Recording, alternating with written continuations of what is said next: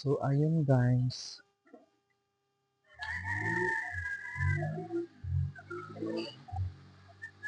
Bilis ng takbo nila.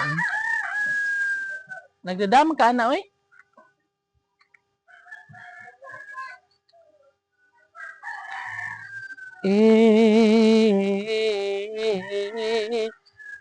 Yes, ang dami ng kahoy dito guys. Ang gagawin niya pang extension dito sa harapan namin kasi mainit masyado. Mainit kapag umuulan nababasa rin kapag mainit din. And by that, gagamitin namin yan para pang extension. Ano yun guys, yung mga kahoy doon sa may lumang doon sa landslide area, yung bahay pa kasi namin guys, may natirang mga bubong, so may kahoy pa yun, may yero, kaya iyan na siya.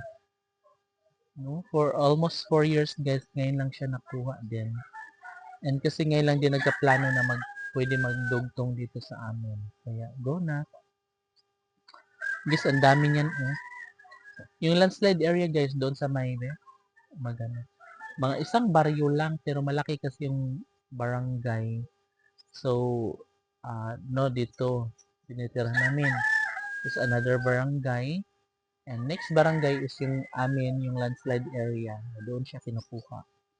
So, at saka hindi na rin mahirap ang daan doon guys kasi yung project namin dito sa barangay is doon ginawa like pathway guys kasi doon yung hanap buhay or kabuhayan namin doon sa bukid. Kaya para 200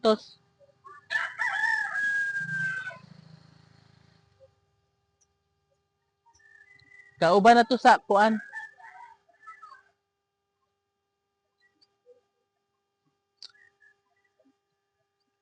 Oo. Paano ba tayo? Yeah. So ngayon guys, dahil mag-extension na kami dito guys, ayan. Para hindi na kami mainitan or maulanan. Kasi yung pintuan namin guys is walang kailangan ng extension. Kaya ayun, perfect.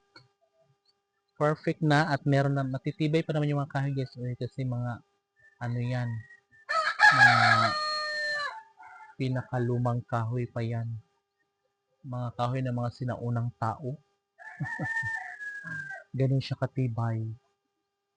Oo, kaya ayan, magagamit pa siya dito guys. Perfect. And malapit na kasi piyesta dito sa amin guys. Kaya pag ilagay yung video okay dyan sa labas o hindi na siya maulanan kung uulan man or hindi na siya mainitan kung sobrang mainit man, no?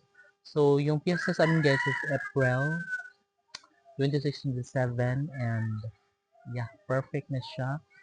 And ito guys, ha?